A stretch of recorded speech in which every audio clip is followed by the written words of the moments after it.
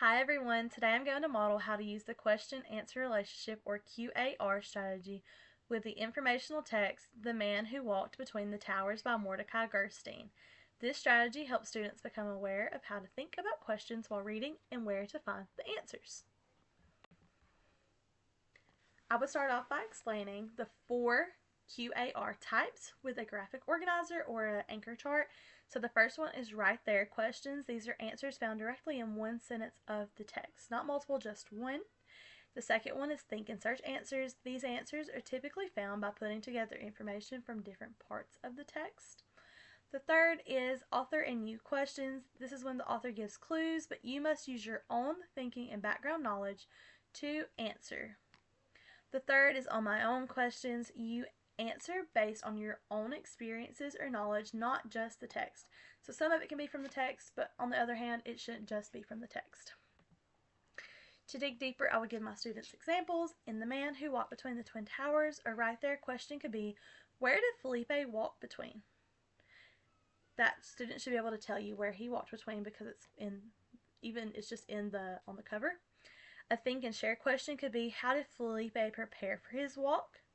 An author and you question might be, why do you think Felipe risked his life to walk between the towers?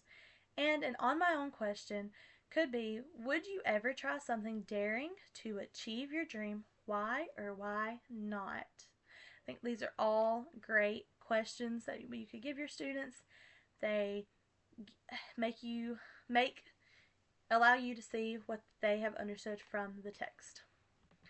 A model and strategy that I would do is I would read a short section of the book aloud or summarize the key parts. I would choose to read these next several pages. I'm not going to read it for the video. But this is just Felipe setting up the wire between the twin towers, not walking yet, just setting it up. Some of the questions I might ask is, let's look at this part where Felipe stretches his wire between the towers. I can ask, how high were the towers? That's a right there question. Students should be able to tell me right then because the answer is clearly stated. But if I ask, why did Felipe wait until dawn? I have to combine clues. That's a think and share. It does not tell us in the text why Felipe waited until dawn. But if we look at the text prior, we could definitely come up with a conclusion as to why he waited until dawn. If I ask, do you think Felipe was brave or reckless?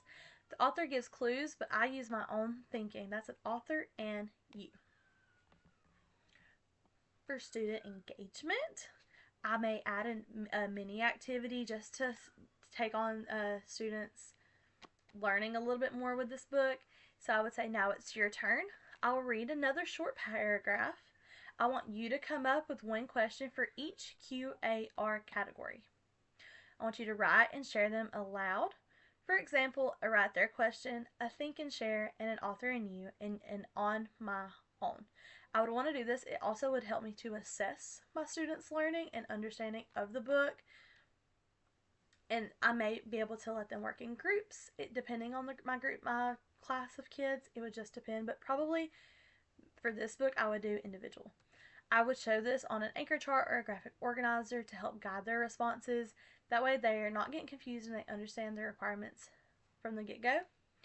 So, using a QAR helps students understand how to look for evidence in the text and how their own thinking connects to what the author says. It's also a strategy that empowers them to think critically and engage deeply with informational text. Thank you so much for looking a little bit into The Man Who Walked Between the Twin Towers by Mordicai Gerstein with me.